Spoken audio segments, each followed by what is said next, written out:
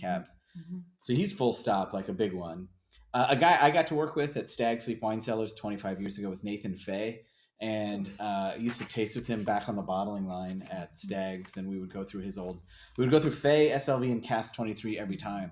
And he would always taste the Fay first, SLV second, Cask 23 third, Fay again fourth, and go, the other two aren't bad. And that was his every time. And I was like 5 years, that joke, and it was great. And but he was also amazing because he had wines that he made in a trash can, with a rake from the 1960s that were just outstanding. And he was really influential on kind of our understanding of like the farming practices and kind of letting vines be bigger, larger, more expressive, not hedging them, not turning them into a little vertical shoot positioned hedgerow. So Nate was really big in that. And then Granite Lakes from Howell Mountain. And here we get to the granddaddy of them all, a guy named Lee Stewart, who was the winemaker at Chateau Souverain. And he was the guy that when Warren Winiarski came to the Napa Valley, he interned for Lee Stewart. Mike Gergich worked there and interned for Lee Stewart. Andrei Chelichev used to go there for advice from Lee Stewart. So I did not know that. Yeah, this guy this is the great unsung hero. I think because OG. Chateau Souverain got turned into a big grocery store brand that really got lost in the shuffle. But if you don't know her, now you know. Megan Zobek, who's taken over as winemaker at Burgess Cellars, which sits in the old spot that was Chateau Souverain when Lee Stewart was there. So talk to her about Lee sometime, and you'll get a great vision of what those wines were like. And get to Burn Steakhouse. They have the 1971 Chateau Souverain Zinfandel in half bottle.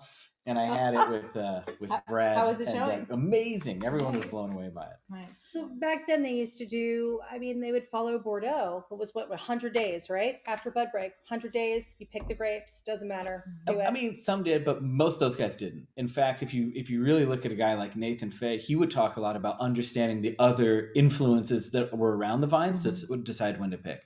And counting days from bud break and from flowering and fruits that weren't really a part of his vernacular. And Nate would talk a lot about looking at things like small bands of yellow leaves around the basal position, and actually how the ground felt and sounds underneath your feet when you're walking and sampling fruit, and that you really should be absorbing hundreds and thousands of clues, and that's certainly what a guy like Bob Sessions was like too. And so I think that what they were, though, Jodi, was, and I think what we're really in love with about the idea of this is that they were analog, right? So their approach was analog. The wines were a bit analog. Yep. They weren't putting neutron probes deep into the ground that came to their iPhone, and then they'd sit in the house and read what the iPhone tells them is going on in the vineyard, which is, I know a lot of people do it, and it can work great. But when you're out there, and in fact, up on Granite Lake, when you're getting close to harvest at that 2,100 feet elevation on the top of Howell Mountain, the soil starts to smell different. And it gets this weird, powdery, dusty talcum powder vibe to it that only happens as you're coasting in towards the moment to pick, which of course is 80% of winemaking, is that choice. That day you decide to pull the grape off the vine is 80% of every winemaking decision you'll make. Freaking dynamite.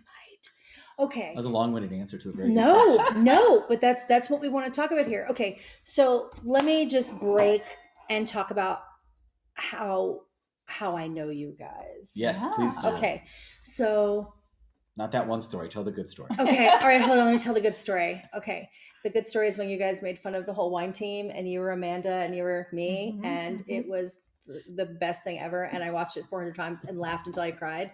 And we need to kind of get that. We need that footage for something else. Definitely. So I met Jonah and Sara at Press, and Jonah worked for Frog's Leap and still does.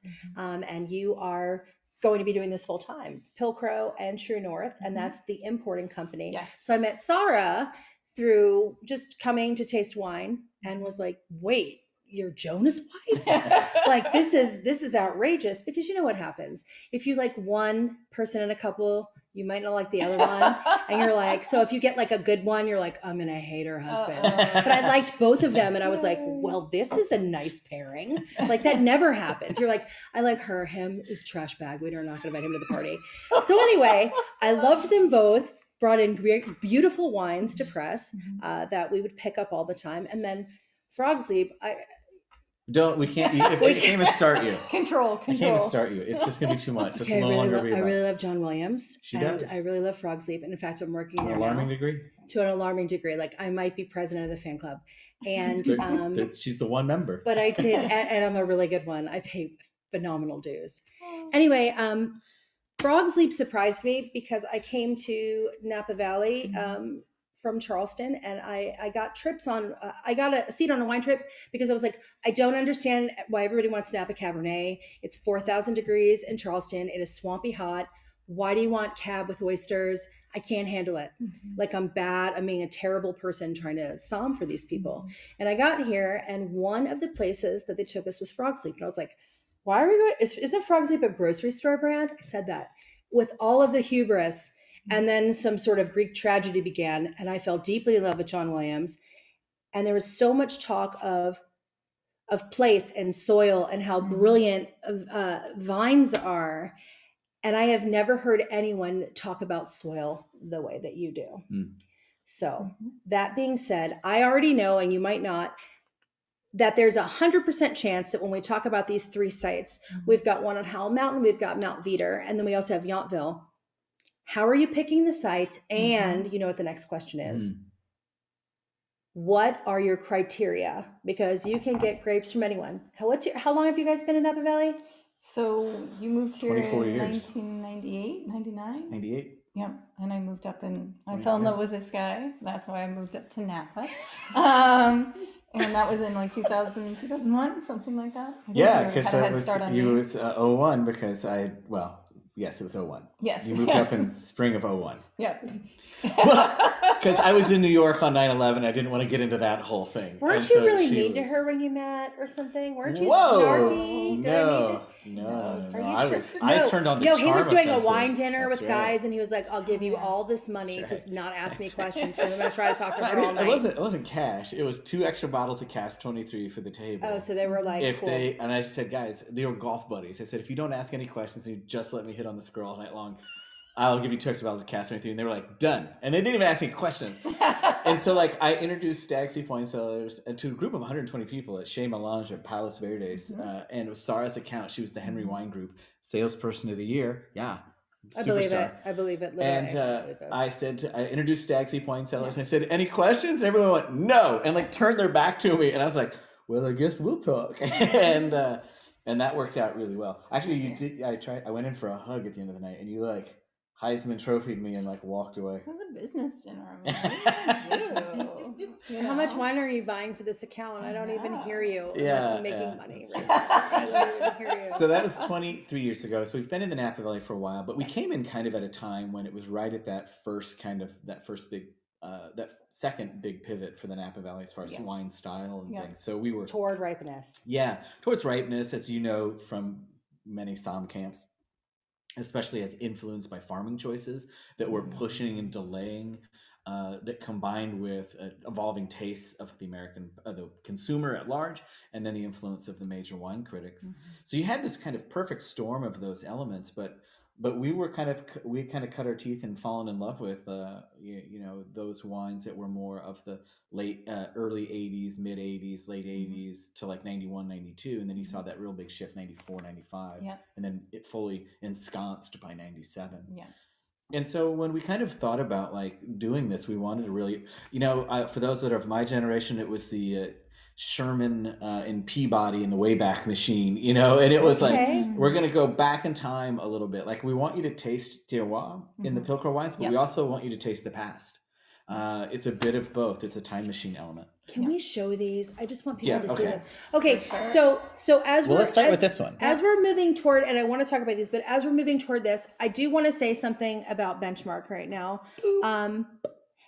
If you're watching this and you're like, okay, I'm watching this because I've never heard of Pilcrow and I'm looking for something new in Napa Valley, I would also really encourage you to look through Benchmark's inventory because I don't even open, guys, I hate to say it, I don't even open the offerings because I'll sit there when you used to circle things in a catalog when you were 9 and leave it on your mom's bed for Christmas and she'd throw it in the trash, or maybe that was just my mom. But I literally open these and I'm like, oh my God, I'll be like, your cart, $4,000. But there's like 30 cases of wine. Old Napa, like you said, Yeah. the 491. Buy any of them. The prices on Benchmark are phenomenal. Yeah. The provenance is guaranteed. Yeah. That's true. And you literally can't miss. Yeah. Yeah. But so many people think, oh, the style of Napa, it's a one-hit wonder. It's ripe, it's extracted, it's conventional farming. They're using Roundup. They're doing all these things. It's only guys from Texas, all hat and no cattle. It's a lie. It is it's a lie. And Old Napa is phenomenal. And so the fact that you have these influences and that you've decided to make this, how are you picking your sites? Yeah. I will say this also, if you don't live in Napa, I've only been here for 2 years. A very collaborative place, small. You literally, I remember the first time I met Kathy Corson, I said, oh, and she was like, oh yeah, we used to share this barrel and we use this equipment and everybody works together. I've never seen anything like it. You won't see this in Burgundy. Okay. Right? You just won't. Everybody works together because they like figured stuff out and maybe there's a fire there. And so, Staglin was holding wine from Sonoma when the fires were happening. Like, you don't hear all these stories, but they're ridiculous and beautiful and it's a small valley and people mean it. So you could get fruit from anyone. You guys have been here 21 years. So you've met enough people that you know the little blocks and the older things. So you have 3 specific sites here and 3 specific AVAs, 3 of my favorite. How are you finding the sites and what are you looking for? You're not like grapes, guys. Yeah. I know you both. And I've heard you tell literally it should be like a children's book with illustration about how brilliant soil and vines are, that I was like, oh my God, not only funny, but a genius. Yeah. Like rare literally. combination. No, literally. very So I know that you're both working together, Sue Yeah. Salmon, to figure this out. Yeah. How? So I think that if I could isolate kind of 3 things Yep. that come together when you're picking a site, it's definitely obviously site. Is Sure. it a compelling place? Does it have something compelling going on where we feel like we can tell the story of the place through the wine, but also of the AVA, so we're going to have a Mount Veeder wine first. So it's like, what is classic about Mount Veeder and what do we think can be actually interpreted through the site? The second is farming, and Jonah can get a little bit more into that, but it's about having because we know we're not going to own our own vineyards, because owning vineyards in Napa Valley is very expensive. Okay, so that was the next question. yeah. Own vineyards? We'll get Nope. Not at this time. Not Well, at this why time. would you? Unless we've got some participants out there that got 22 million burning a hole in their pocket that would Call like them. to be. If you want to be a patron of the winemaking arts, Yeah. call us. We will take your money. And this painting's the most expensive thing we own. That's it, right there in this scarf. It's really lovely. These are a lot of scarves. She's Oh, liar. gosh. So Oh gosh, so farming. site farming and so do we have a lot of common ground when it comes to farming? Yeah. And to really Can you name a couple of the things for people? Yeah. Because we never talk about farming. yes, And I was so glad that we're doing this because this is really important to me. Yeah. It's really important to me, even frog sleep and what, Yeah. hey, my wife's pregnant, she's breastfeeding. We're going to have 1 bottle of wine. What would you recommend? And they pick something and I'm like, no, they use Roundup there. Literally, they told me there's no birds. You can't hear, there's no bees. Yeah. It's Yeah. dead. The soil is like concrete and everything is perfect. And it's like a mannequin, except it's like vines that are in the matrix. It's like people that are in the matrix. I want vines that are like struggling and doing all the things. And so I know that that's what frog sleep is, and I know that you care deeply about that. So Yes. what are some of the things we're looking for, and why are they important to wine? I mean, the first thing is, and I think Jodi used a term that we hear a lot, and I do want to elaborate on a little bit, is that like the vines are struggling. And I actually don't like the term struggle, because struggle then imbues that there's something fundamentally wrong with the environment. That's what they're supposed to do. They're seeking. They're seeking. Well, okay, yeah, seeking. So the Seeking. way I phrase it, and I think the way that I understand it when I see a vineyard is, we want the grapevines to grow with a sense of urgency, but without any anxiety. And to that could be the headline for the whole pandemic. That's So, with a shirt. I think, Yes. yeah. And proceed with urgency, But no not no anxiety. Don't you anxiety. do it. Take a break. Take a break. Okay. And so what that means is like you can you want the grapevine to be not a couch potato. Like you want it to be out searching for its food and its water, right? So certain things like dry farming or non-irrigation are a big fundamental part of it. But then to put them in an environment where that they get a tremendous amount of data, a tremendous amount of inputs. And we think of vines as this plant, but it's really it's a sentient being. It's They're rooted. aliens. They're aliens. It certainly is rooted, but it's gathering a tremendous amount of information from a lot of different sources. And, when we grab them and we put them in rows and we line them up and we put them through wires, we're already kind of interfering. So the idea of then to return some information or some data points is things like cover crops or organic farming. In cases like Hillwalker, implementing the ideas of Fukuoka, who wrote a book called The One Straw Revolution, which is talking about like understanding the influences of the natural forest environment.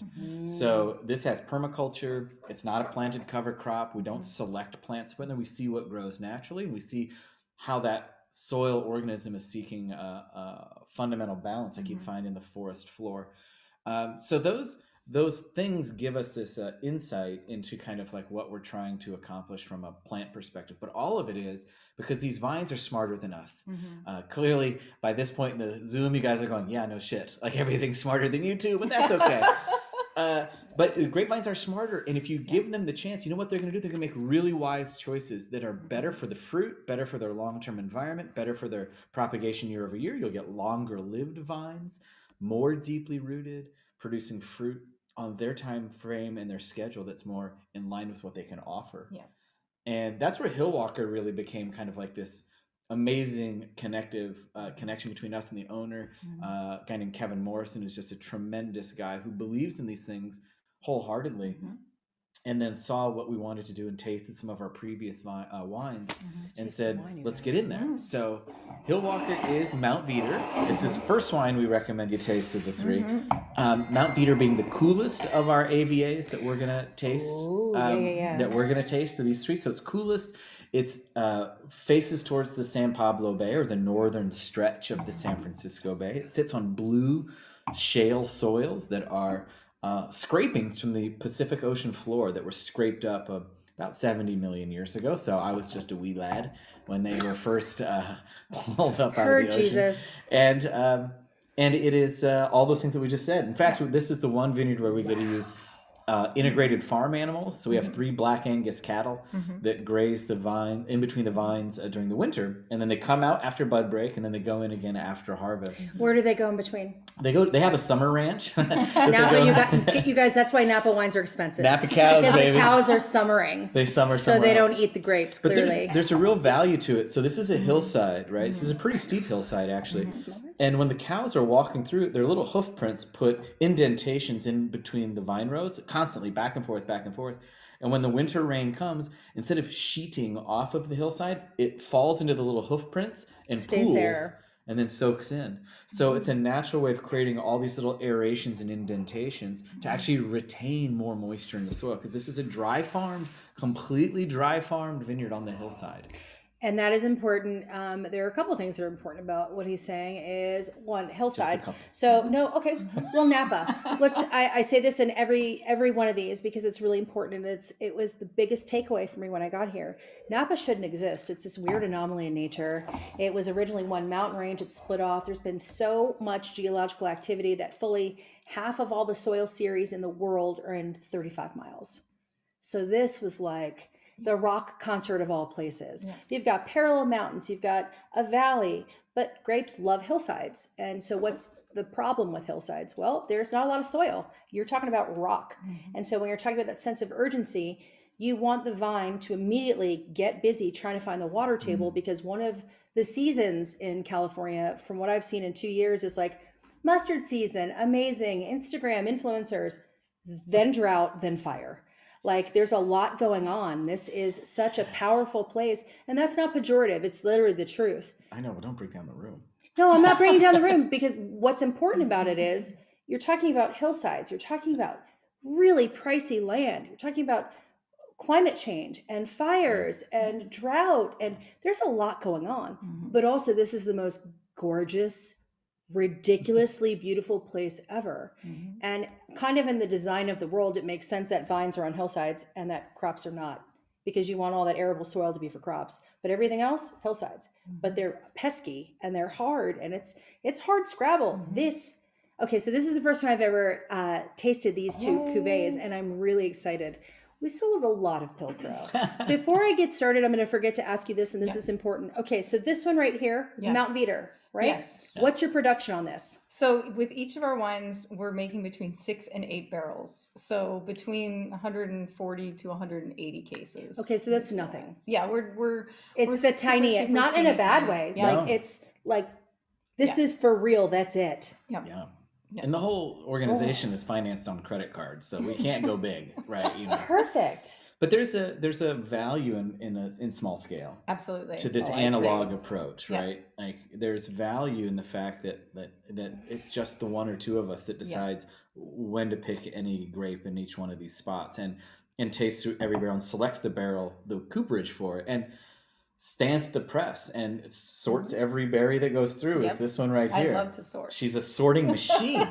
And then no one loves to sort, by the way. So like, if you're a type A like this one, get the wine because no one wants to do that. That's like someone's like, "Ooh, I'd love to reorganize your desk drawer," and you're like, "Go for it. I'll make dinner." She'll Maria Kondo the shit out of it for you. It's great. See, and that's why we had a language warning on Somm TV. I had nothing to do with it. That's true. This is herbaceous. Yeah. This is like. Yeah. Did everybody have access to these beforehand? Yeah, if they wanted to purchase them. If they wanted to purchase them. Okay, so I hope you have this but if you don't, get it. This is like, okay, so we've got literally like, when you make cranberry sauce and you do it from scratch because you're not a garbage person and I grew up in the South. So it's in the pan. It's got a tiny bit of sugar and orange peel. Mm-hmm. So this smells like flamed orange, just recently burst cranberries and like Garrigue. Yeah, right. Okay, this smells like there is a bay, a California bay. Is there a bay up here? Because this smells like that intoxicating, like bay dried lavender, like crushed. Yep. And I always put them in my pocket, so I find them everywhere. It's the most intoxicating smell. Absolutely, and that's really for us what we love about Mount Veeder and what we love about how this site expresses is that it really does have all of the sort of savory elements. Herbal without being green, right? Yes, and all purple floral, which to me is like something I always it's want, intoxicating. And you never find it. It's always got rose in there. There's no rose in here, but it is floral. But it's floral like violet, purple, lavender, purple flower, right? And that's a real unique aspect of Mount Veeder, without getting into the deep end of the pool too much, but I love it there. He will. There's a shaded. This is a lie. Can't help it. There's a shaded element to Mount Veeder, right? It sits in the shadows of the higher mountain ranges behind it, right? So afternoon sun, hot, intense heat, really intense afternoon sun is to the back of Mount Veeder. So it gets gentle morning sun without a lot of intense afternoon sun. And all grape skins can burn just like human skin. And so grapevines learned, I guess this would have been about the outcrossing, so 125 million years ago, how to put on sunscreen. And depending on where they're situated, they'll put on SPF 15 or SPF 50. Like they'll figure out which one they need. Like if they're Irish. And if you're in the morning gentle sun, you're going to put on a low SPF, right? And in the case of a grapevine, that is called a carotenoid. And the structure of that carotenoid, which creates a barrier from the UVB rays so it doesn't hurt the seed, the structure of it is determined by how much intense sun it gets. In low intense or morning gentle sun, it's like SPF 10. And during fermentation, when that size and shape of a carotenoid is broken down by fermentation, it creates this wonderful thing called beta-ionone, which is exactly the smell of a violet, and perfumiers use it to mimic the smell of a violet. It's called beta-ionone. And you can, if you go to Santa Maria Novella in Florence, where you can make your own perfume, one of the things is violet, and it is made specifically of beta-ionone, which is synthesized from and that's the what this smells like. So that's where the shade comes in. That's where the shade, the Mount Veederiness really creates purple flower. Like the actual smell of violet is in there. No, it really is. And herbaceous without being like tomato leaf, bay leaves. Like it's herbaceous in a very intoxicating way. Like what the hell is this? That savory herb. But that is a sense of place. That's too. it. That's you literally, you're like, okay, we've got some elevation. There are things happening here, and it is green, but without the like green pepper pyrazine thing. Yeah, sure. And people hate that, and I love it. I am pro pyrazine, but it's not here. It's different. Right, and I think you're pro pyrazine just like I am, from the standpoint of we're pro the huge category of pyrazine, which includes rosemary, which includes all sorts of amazing things that we want which in is classic Napa Or this is classic Cabernet Sauvignon. Right. That's what it should smell like. The thing that where we got mixed up was when we started saying, imagine you don't like the color turquoise, right? You really don't like turquoise. I'm just going to say imagine it. Okay. I'm sure you love it. It's hard. I hate it. Imagine. Ew, but if I said to you, hey, Jodi, she hates the color blue. You'd be like, well, no, I like cobalt. I like navy. I just don't like turquoise.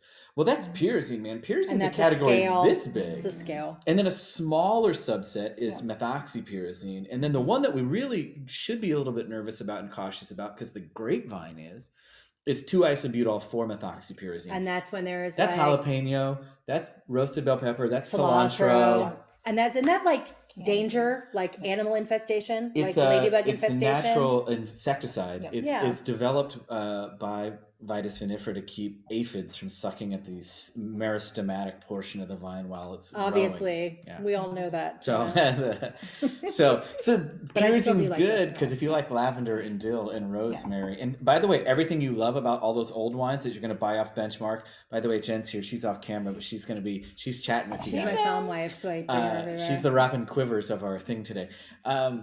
In all those old wines that you drink at press, all the things that in there that is like forest floor and truffle and porcini stuff, the phenolic precursors for those aren't found in fruit. They're found in pyrazine. So the long combination of new flavors that need to develop over time learning a lot. Aren't found in the fruit. They're found in the elements that are non-fruit, the pyrazine side. Yep. So if you have a wine that's purely fruit, a fruit bomb, as they're often referred to, the aging potential for that wine isn't to develop into something else. It's not going to do you anything. Stripped it of that one thing. And it's going to be sappy. It's going going to to turn sappy into maraschino right. liqueur Right. and not Luxardo, like a terrible one. Not Luxardo. Not the good one. Not Luxardo. Oh, this is, I've taken one sip, still on the finish here, and it's getting into this it's like roasted fennel, and it's like the best part of licorice. And not the black jelly bean kind, but it's like licorice. It's I love licorice. See, and you know what? I used to be like, oh, it's not like it is. Like you want that. It's got fruit, but it's barely ripe fruit. Yeah. It's herbaceous. It's like fruit sitting with herbs in the sunshine. That's why I love that cranberry idea, because that's really the fruit is very poppy. And Sara, when you made this wine, what did you do with barrels? Oh, what kind of barrels did we use? And let's talk about élevage. Yeah, so with all three wines, we have focused on generally using oak as a framing element, but never as an overarching element. So we're working with 6 to 8 barrels for each particular vineyard, and generally bringing in 2 new barrels. So everything else is 1 second or third used, which is. We really love the idea of, barrels, again, being framing, bringing a little bit of a spice rack, but with Hillwalker and also with Ghost Bach, we use a cooper called Boot, and we use a special barrel of theirs called the Grand Reserve, which is, they like to joke about the fact that it is the most expensive new oak you can buy that has the most, used oak element to it. So it imparts a really nice, sort of allows us to really elevate each of the wines, but it is not an overt style. So we really, really like the way it works with the vineyards, but it is not, it doesn't have sort of a signature, sort of overt. Like this is the signature toast here for this thing. Smoky, charry, or toast, or certain specific spices or anything vanilla. like that. So it's the world's most expensive neutral barrel. Yes, the most expensive neutral barrel. It's one thing or the other. The tannin structure on this is perfect. Yeah, it's perfect. It's got grip. It's got power, but it's elegant. Like it's not stripping all of the moisture out of your mouth. Oh, it's yummy. I want this with short rib, guys. Yeah. So with Pilcrow, we really were inspired by some of the real classic producers of the Napa Valley, but we're also bringing, I think, what we really want to make really beautiful, clean, polished. It is polished. Cabernets, so that they come, transparently. We really want to show place with these wines, and we want them to be really enchanting at the beginning, but we really want them to be in your cellar for able to many age. years as well. So and there's brightness to them. There is brightness. And so for people that are like, oh no, I only like this particular kind of Cabernet and I'm not sure I want to try something new, I would strongly caution you against that, because this does both. It does harken back to the fact that the older style of like coming up Napa Cab was perfectly balanced and delicious and lovely and elegant. But there's power here, but there's elegance also. I mean, the finish is ridiculous. Thank you. And in a good way. I feel like sometimes you have wine, and if it has too much fruit, if it's got a super high alcohol to it, you have to keep drinking it because the finish goes. And that to me is not a sign of a quality wine. And when people say fine wine, to me, that is, it tells a story and it is complete. I don't have to keep drinking it to taste it. And it's more contemplative. Like, this is freaking lovely. I can't believe this is the first time I'm having it. Okay, I don't even know what time it is. I feel like I've blacked out. But on wine number 2 is we're going to talk about Ghost Block. And you're going to tell us about, so this is Yountville. This is the home of Yountville's very important because Chichio's is there. And they have really good pizza. Really, and honestly, if you're coming to Napa, that's all you need to know about Yountville, except Ghost Block. Why is it called Ghost Block? And you've had this for a while. Like, you love this. You have 4 vines. 4 rows. 4 rows. Yes. 4 rows. 4 vines even too small for us. Guys, we make 2 bottles. But we're selling them to benchmark. High five. Because honestly, you should. Okay, so you've done, out of the 3 of these cuvées and 3 sites, you've done Ghost Block for how long? Like, since the 16 vintage. So the wine we're having together with all of you today is our 3rd vintage. And when we were talking about sort of how do we determine which sites we really, really want to work with, the 3rd element for us is people. And so it really, and that's a combination of, amazing personalities or dedicated growers, but also people that we want to hang out with and we really enjoy and talk to about things. And there's just a really nice collaborative element. So in 2016 we had been working with a vineyard up on Mount Veeder, which is amazing, called Pimray, but the vineyard was sold in 2016, so we were able to sort of start to explore a little bit. And the Hoxie family is one of the great wine growing families of the Napa Valley. They are very dedicated organic grape growers, and they are multi-generation. And so 2 of Andy Hoxie's daughters are very involved. And so we work with Kendall Hoxie, who is the vineyard manager for the family now. And Andy Hoxie, I had sold some of his wines for Napa Wine Company when I was down in Southern California, when I fell in love with this guy. And everything came full circle. We explained to Andy and to Kendall that we were interested in working with Ghost Block, and they were kind enough to make available 4 rows in the tenderloin of the vineyard. But also, okay, so we lost the one vineyard, right? Because it was sold to a guy for $35 million was the asking price. And wait, whose vineyard was it originally? Robin Williams. It was named after his children. Zachary Pim and Zelda Ray. So we were so when we were given the right of first refusal on the for to purchase. $35 million. So I said to the real estate agent, "What? Can I borrow $37 million?" And she said, "It's only 35." I said, "I need at least 2 more to like figure out what to do next." So we got booted.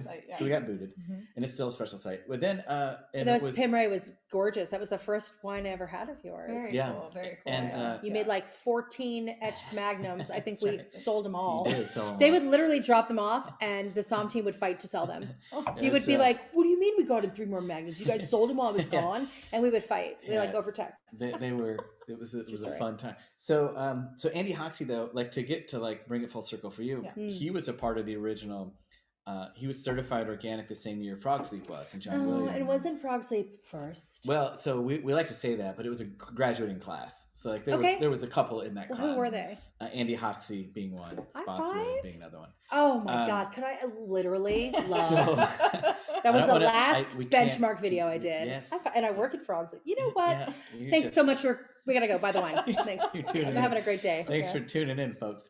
So, but Andy Hoxie was really sweet, and he suggested that we'd go for a tour with his daughter Kendall, who doesn't just work; she's really running the entire vineyard operation right now. And they have a large operation and landowners, and so we went on a tour, and we went and looked at like different vineyards of theirs, and there were so many cool things they were showing us. And then we pulled up to this amazing unicorn that we all know as Ghost Block. Why is it called And, Ghost Block? Tell the people. I will. It's this is what happens when she does it. You should really start splitting the Adderall in half. No, never. I would never. Adderall's gross. So we pulled up to this vineyard and we know it is Ghost Block. It's kind of a famous little vineyard. And I said to Kendall, "Oh, this is so cool. We love this vineyard. Are you just kind of showing it to us?" Because they've never let anyone else get grapes from it and use the term Ghost Block ever. And so she said, "No, my dad said that I could show you a little bit of this vineyard." And we went walking in, and it's kind of like when you find a site that when you walk in it, you know it, right? And we started at this oak tree, and we went for a walk through the center section of the vineyard, and you could feel like the vines changing in their energy from the old soils from one era to the next. And then we've now that oak tree is really kind of one of our greatest indicators. In fact, you talk about when to know when to pick. When you can start to count the acorns on the ground at the end of the vine row, you know that you're within a couple weeks of time to pick. And it's because the acorns the oak tree's doing the same thing every other plant is. It's trying to get its children out, to get them into a squirrel, to get them somewhere to be hidden, to be grown to another oak tree, right? All this is about winter rain. The grapevine, the oak tree, everything wants its fruit to be eaten or taken off by another animal, transplanted, so that the winter rain comes within a month and pushes the seeds into the ground. And if you are aware of all those things, you kind of are told this. Well, we walked out of Ghost Block. We waited until we got home to send her a text that said, "We really loved all the vineyards, but we're going to go with Ghost Block." and we could have told you this 45 minutes ago while we were standing that's there. Pretty much it. So it's named Ghost Block because it sits right next to Pioneer Cemetery, which is where George Yount is buried. You know it is Yountville, but back in 1838, it was George's house. And he was the only white inhabitant of the valley at the time. And he built what's called a Kentucky blockhouse, a little log cabin within a stone's throw of where these vines are grown. And so it's called Ghost Block. They say that his ghost walks the vines and looks over them. I haven't seen that yet, but I'd certainly say that there's a tremendous amount of energy in that vineyard. Yes. A lot.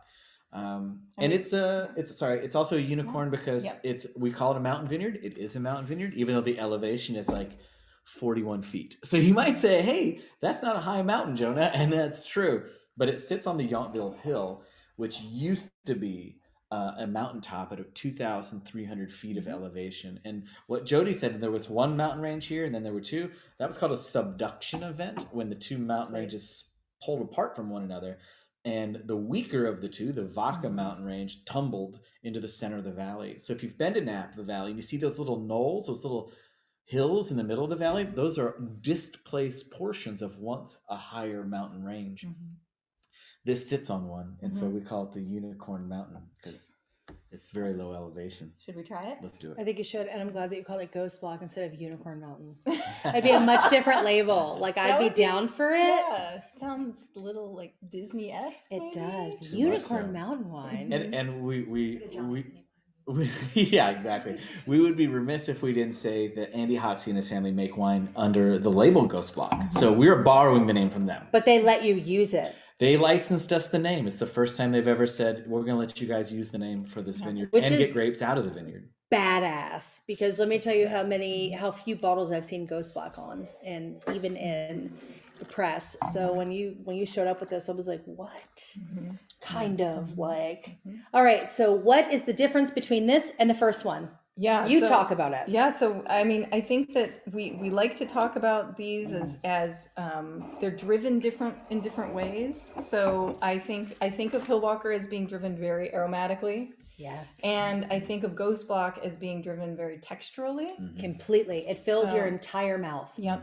Yep. So always beautiful fruit concentration, but in a way that's not extracted at all. And also just, it has just a polished, smooth edge to it that I feel like the Hillwalker is going to be the most chiseled and sort of upright, and this is a little bit rounder and blousier, but in a way that still has freshness and elegance and grace. Sprezzatura. So Sprezzatura, Sprezzatura, and it's actually still mostly bright red fruited. Yes, it's not this like, you're not like blackberry, cassis. It still has all of the Cabernet, but in a way that's like a little more high toned. Yes, in a delicious way. So when you say blousy, it's not. it's different than this texturally, but it's like all over your palate. It's wide and it's like pomegranate juice, unsweetened. Yes. Like it is, instead of being, here's how I want to talk about this. Instead of being, a lot of cabs sit on your palate and they are not palate refreshing. This actually primes your palate for food in a way that you're like, oh my gosh, this isn't going to make me tired. I'm not going to be sweating tannins out. Like this is interesting, delicious, and I want food with it. This is going to make food better. And honestly, you don't even need food with that. And I never say that. I'm like, you have to have food with wine, mostly because I want to eat, but also that's its job. But this is lovely. But it hits your palate in a totally different way, where this was a little more linear. And it did have big, bold, delicious structure. And it was aromatic. This is everywhere. All over. And that's the idea, is that with a wine like Ghost Block that we're talking about, maybe having it on its own, it really is, it's bright and refreshing, but it also, to me, it's like, it's very easy to be bright and refreshing and tart. And this is bright and refreshing, and it's seductive. It is, you know, and something about the texture, where the way the fruit sort of lands on your palate is just, it's like I know people overuse this, and I'm sorry, but I can't think of anything better right now. It's got the nap of velvet on it, but not even the soft way, the other way, but in a way that you're like, ooh, against the nap, but it's still velvety, and again with the tannin structure. I find a lot in Napa that you get like what'll happen is you get this super ripe fruit, and it's sappy and it's high alcohol. So then people will do things like extract tannin so that at least you have something textural. So you get like too much fruit and then too much tannin, and you're like, I hate this. This is, it's hot, I'm annoyed. This is not doing that. It's got great everything, and it's perfectly balanced, and it tells a story. I know, and I'm a really bad liar. No, it's I really am. I'm not a good all liar. three of the wines are made exactly the same. There's What? no differences in. Okay, so Elevage, you were talking about the expensive neutral, Yeah. but for how long? What is it? What's the Elevage? So generally, we're aging the wine for 22 months. So but really for us, it's most important is the farming in the vineyard and picking at the right moment. And then we're really just, it's a very transparent process for us. So we're just, again, I love to sort fruit, or we're just, you know, we really are. We're doing just a little bit of once we bring in the fruit, we're doing a little bit of a cold soak, and then fermentation, and then we are not keeping the grapes any longer than once they ferment dry. There's no extended maceration. So we're really not trying to extract additional power or tannin from the skins. It's perfect the way it is. Yeah, thank you. We really just are trying to. For us, I always think of these wines as, our intention is elegance, transparency, grace, finesse, and not about power, extraction. But that also speaks to your love of sight, because the fact that the Elevage and everything on this they're exactly the same. These two are wildly different. So that really is speaking to sight. Same barrels, same Elevage, different fruits, different AVAs. Same Cooper, same everything. I was at a tasting 2 days ago, and we tried 10 Sonoma Pinot Noirs. I probably shouldn't talk about this. I'm going to. And there were 10 of them, and there were 10 different cuvées, and they were like wildly specific, and they all tasted the same, and I hated all of them. And I was like, and the person who was running the tasting went, it makes me so angry when people have different cuvées for no reason. Like, they're supposed to show sight, and these are all the same thing. They're heavy-handed, they're extracted. When Pinot Noir is stained in the glass, no. Well, I think that what you're hinting at is something that we've all been frustrated by as wine lovers and professionals and winemakers, is that anything you do that homogenizes variety in terroir is a negative in my mind. Me too. So one person's sans soufre, without sulfur, is another person's 200% new oak. Both of them homogenized, right? Micro ox or orange, same thing, all homogenized. So it's not even about being in a camp of natural or conventional. It's just that whatever you're doing, just try not to homogenize. And you can see it a mile away. When they've all come together, they all look the same. I don't care if you were at an all natural wine tasting or at an all, a Mondovino tasting. It's like, it doesn't matter, man. If they all taste the same, it's a sad state, because you've trammeled over something that was the precious part. Which is the typicity of the place. Typicity of grape and the grape. And grape. And Yeah. the grape. grape. And if there's That's really and if we don't have that, Yeah. then we can just form one wine label and call it a day. Right. I'm serious. Right. Then why are we the doing Dharma this? Initiative red. That's right. Dharma Initiative white. Like, that was a lost reference for you nerds out No, there. I got it. Welcome I to totally the J.J. got it. Abrams I fans. like I hate to it. do this. Yes, we're But going to do we Granite got to Lake. jump into Yeah. Granite Lake. And I just, because I think that you started to say it perfectly, Sara, and I think you said it perfectly. Hillwalker is definitely our chiseled elegant. That is our Sophia. That is our Audrey Hepburn. Yeah. Ghost Block has a bit more sprezzatura, a bit more casual nonchalance, but a sincere elegance. This is our Sophia Loren. Mm-hmm. And then Granite Lake, this is our Ruth Bader Ginsburg. This is the notorious. Oh, why'd you even say that? I mean, listen. I'm mad that you didn't let me taste it first, because now I've got the thing. Well, I think it's all there. Yeah. It's power. This is intellectual. This is licorice. This is that, like, this is deep, dark. Mm-hmm. This is like underripe boysenberry on the nose. Like, there's going to be fruit here, but it's not going to be sappy. Mm-hmm. Okay, so we're talking 2,100 feet. The ridge line of Howell Mountain. And I also want to, is it pilcrow.com? Okay. Pilcrow-wine.com. Okay, and what's important about that, and it's not to just get you to the website. This isn't like a sales call, maybe for him, but not for me, because before this started, he showed me 14 slides of this like dynamite Google Earth thing that he had going on, where you can see the different sites and you can see where they are in relationship to the Pacific Ocean and Howell Mountain and how high the elevation is, and it's right on the ridge line. And Howell Mountain is the only AVA in Napa that has an elevation requirement, and that's 1,400 feet. So this is at 2,100. It is the top. Yep. It's pinnacle. It's the pinnacle. So what we've got going on there is talk about the soil. It's red. It's like you're on Mars sometimes. So iron rich. Yeah, it's very iron rich volcanics. There was a massive earthquake or volcanic eruption that wasn't like a volcano, like a cone, which is what we think of a volcano, like a Mount St. Helens style. It was this big split in the earth north of Calistoga and a little bit to the west. And when it ripped open, it shot a blast of really hot air. Let's just be glad we weren't here for this. At about 15,000 feet per second. And it was liquefying. It wasn't just lava, it vaporized lava. It was so hot and intense. In fact, if you go to the petrified forest in near Calistoga, all the trees lie down in almost within a degree of each other in the exact same direction, because the blast was so strong and so intense. And it focused its direction towards what is Howell Mountain, right? Mount Veeder missed the entire blast. Mount Veeder was over there cool and like oceany. The only AVA that doesn't have volcanic and soil. So it's but Howell Mountain got a big faceful. So it's iron rich, which is the redness. It's volcanic, which is for me is aromatics. It's aromatics, and it's also a texture. If you go to our website and if you go to like the sections click the button that says wines, you'll see the thing for the Google Earth tour, which is fun. But if you go to each one of the wines, we list very specifically things like the aspect, the direction it looks, and then the bedrock depth. Bedrock depth here is very shallow. These vines are living in this almost talcum powder like soil that gets all over everything, in your socks, everywhere. It's just, but it's red. You come in, like, I've been on Mars this whole time, and it feels like it shouldn't support much life. There's this weird ponderosa pines up there which love sand, and you're like, this isn't sand, but I guess it kind of makes sense.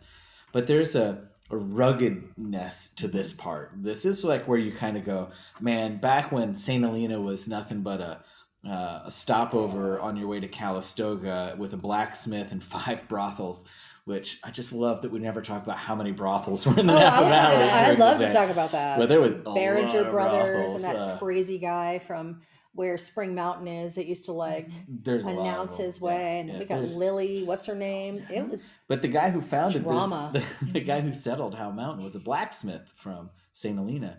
And I just think about the rugged nature of getting up there and like, establishing even now, literally even now. I lived in Deer Park, and just to go to work, which was supposed to be 3 miles away, it would take 25 minutes.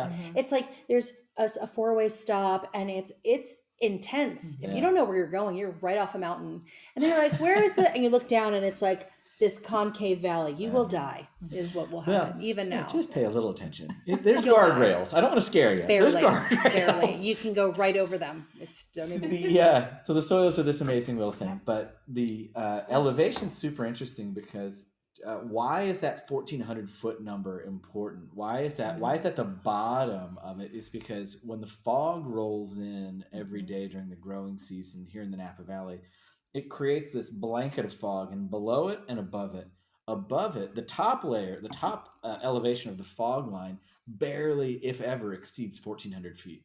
So at 1,400 feet, you're guaranteed to be above the fog line, and that creates an inversion.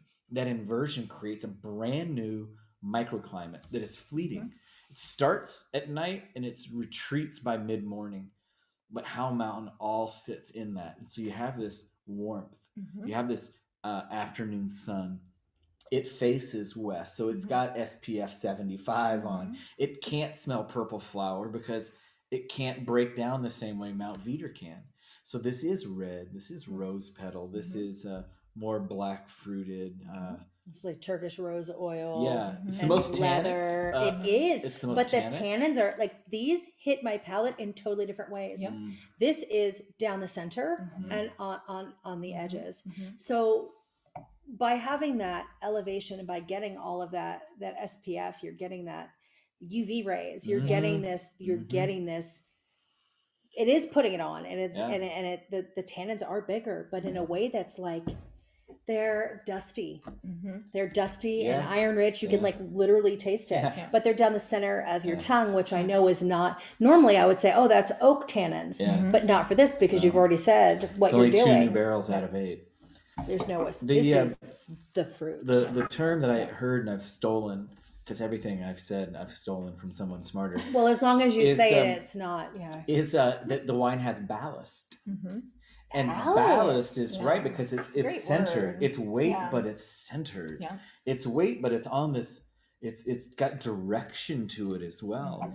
And this is why, to me, this is the RBG, because there's so much power and intensity in this package. This isn't a sumo size weight like in power. This is ballast. There's focus to this weight, and I think that to me is Howell. This is a different person for me. You say Ruth Bader Ginsburg. This is a guy that could have been a professional athlete that instead got his master's degree in nuclear engineering, and he's wearing a custom-made suit with dusty cowboy boots. There you go. And knows what he's doing. You're scared. You don't even want to talk to him. This is also what she's looking for on that Tinder profile. Tinder is garbage. I work by smell. Oh, sorry. Yeah, I do. If I don't, I have to smell you. If I don't, I don't care what's going on with your resume. I can't wait. The chats are popping up now. Wow, it is. And golf shoes. I'm a very weird algorithm. Yeah. That we know. That's why we love you. Yeah. That's why no one's better than Jodi. That's why I don't date anyone, because it's going to be a disaster. But these are like, they're so different. I really hope you have these wines in front of you, because I just feel like I love watching things like this when I don't have the wines, but then I just invariably get annoyed. Yeah. But this is probably, I shouldn't say this. I'm going to. Do it. Like, out of all the ones we've done, this set of 3 wines are so, they have a core of, this is Cabernet. And let's talk about it. They are what? 100% Cabernet. 100% Cabernet. So here's the thing. Everybody thinks they want 100% Cabernet, and that's the lie. Most of the time when people want 100% Cabernet, they don't realize that it's going to be mean. It's going to be extracted. And you've got Cab Franc and Sauvignon Blanc had a baby, and Cab Franc's a mean dad. And Sauvignon Blanc is just like, she's frittering about and everything else.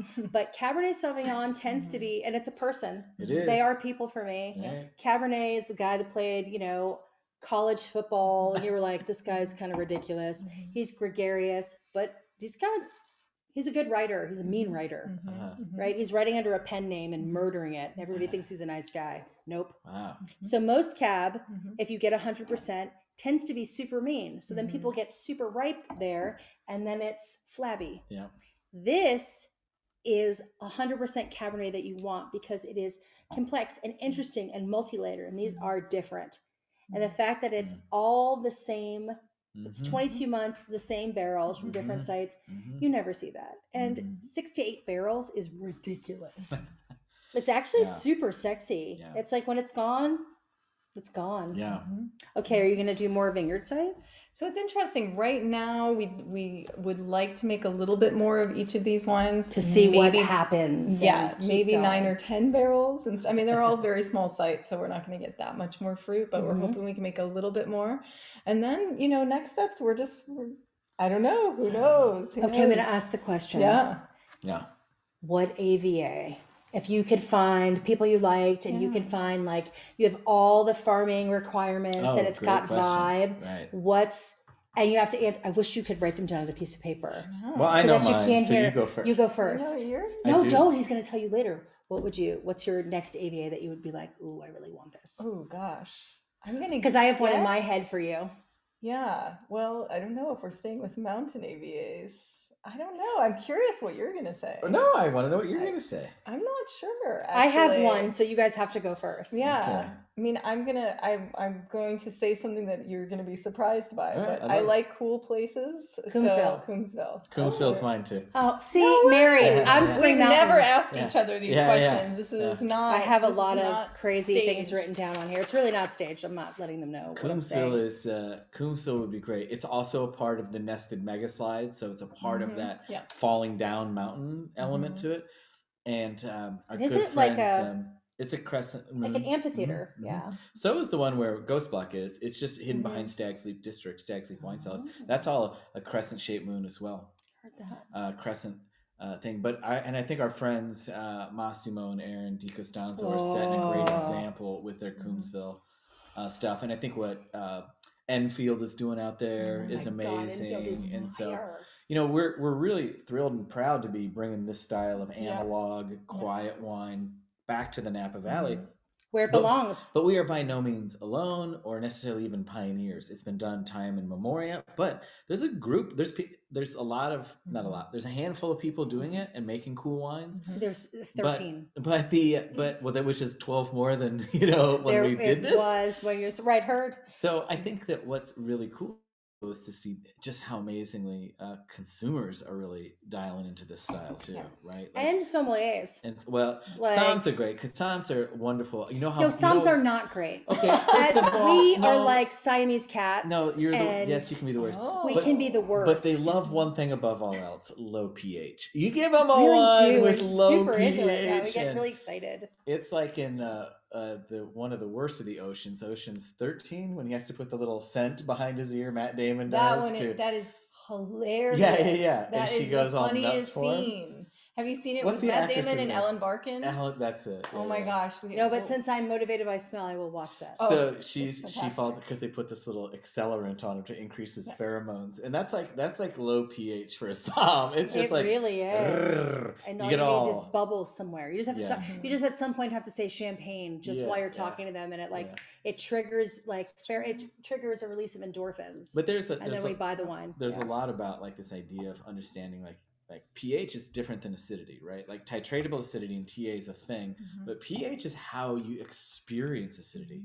And so when you the texture of it, and tannin is an astringency. It's not there's a lot of tannins on here. It's how your palate is working with them. how it experiences it, right? And I think it's a wonderful distinction. And we put that level of information on the back of on the back labels of our wines. And we really want there to be. I want to show you. Do we have questions yet? Do we have any? Yes. They're all so excited. They're all titratable, ass acidity, small lots, thoughtfulness, grace. Pilcrowwine.com. So I think you should. I want to see Spring Mountain. Okay. That's another thought I had that you might say. Spring's an interesting one. Yeah. It would give us an excuse to spend a lot more time with Chris Howell, which I always love. Yes. The madman at Kane. Like the guy's just as dope as they come. Kane is so crazy cool. pants. So they got in before was it 30 degrees? Is it a 30-degree rule? Yeah. So it literally is terraced, and they just have to pick the rocks back up and put them on top of the mountain, and then they roll back down there and put them back up there. It's insane. You go there and you get vertigo. You're like, what the hell? How did you do this? It's and then you just start speaking German because you feel like you're there. Oh, okay. That part I've never done. But Oh, I do. das ist genau, Schatzi. Okay. No. Okay. All right. It's took an exciting turn here at the last minute. It's I love it. bisschen Deutsch. I think we're past our time. Oh, goodness. Producer, how are we doing? Doing really well. If there are any questions, get them in while you can, because we are moving forward here. These wines are gorgeous. Thank you. I'm not going to lie. I was a fan beforehand, but truly I did not have these two. That's And right. I've only had Pimray Yep. Yes. and Ghost Block, Yeah. Yeah. but all the vintages that you had, how many magnums did you make of these? And are they on benchmark? Ooh, we haven't released the magnums yet. September. Do you see what I did we'll there release for you them in guys? September, yep. And we've decided when we make our magnums that we actually have a local company that's amazing do a fully etched bottle, which is, just, it means a lot to us. Everything for us with Pilcrow is like about handicraft. So really want to be thoughtful with every step that we take. And we did make 24 magnums of each of the wines for the 18. 24 magnums. 24. So if you can Hand get them dipped in before wax. press.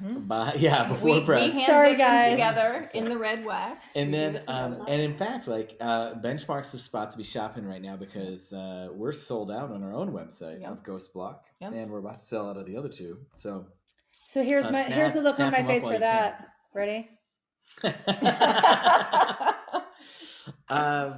I think that what we probably don't say enough in these things, and what we need to make sure we take a moment to say Yeah. is how grateful Sara and I are for our 23 years in this wine business Yeah. to have people like Jodi and Jen behind the camera here Yeah. who do so much to promote the world of fine wine.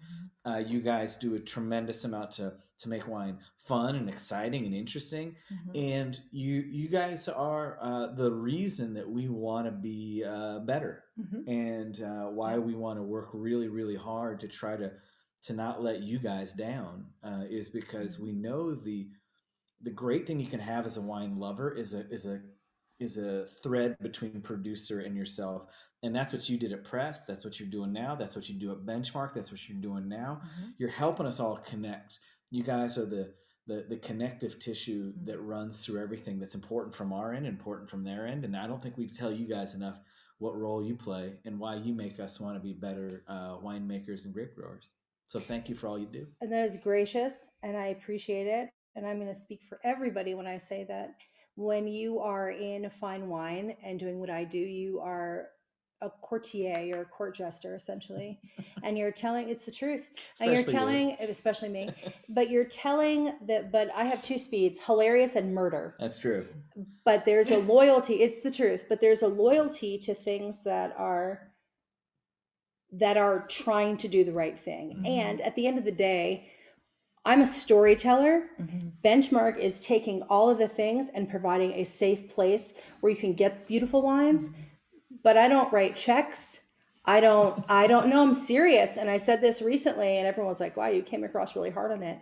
I don't write checks to anybody. I'm not a vineyard worker. I don't have to, I don't have to look at soil types. I don't have to negotiate with insurance companies when there's fire loss and smoke taint. So literally at the end of the day, I appreciate that, but I have the best job. It's all of the joy with no responsibility. And so what I've made my responsibility, and I think what most sommeliers do, is you find the people and the stories and the wines that haunt you and that you love. So when there is a fire, when you're literally pacing the streets up and down like a Spring Mountain, okay, oh my God, but what's Stromsburg? Where's Hugh? It's those relationships. And I've only been here for 2 years, and I drove down the valley today and was like gutted. I was gutted. We all know I cry all the time, but I was gutted. I was like, I can't believe I get to do this. Yeah. I'm literally the luckiest person. Like, to be a somm and study note cards for 6 years before you actually are around vines is like reading about love without ever kissing somebody on the mouth. Ooh. And Napa is this, it's a romance. I mean, there's a lot of fighting, but more romance. I mean, that's the way you like it. Or spicy, right? I know. So Napa's spicy. Napa's She spicy. likes it spicy. I sure do. That's a These are salty one. gorgeous. Thank Thank you you. for all your kind words. you. Thank you Thank for you. joining us. Thank you, everybody. Thank you Thank to you. Benchmark. Buy these wines legitimately. I'm not sure I can put more of a like stamp of approval. Oh wow. I'm really not kidding, and Thank I'm not one to futz around about things. These are gorgeous. They are kind of what Napa used to be in the sense of you come over here, anywhere else in the world they've got rules. You can only plant these grapes.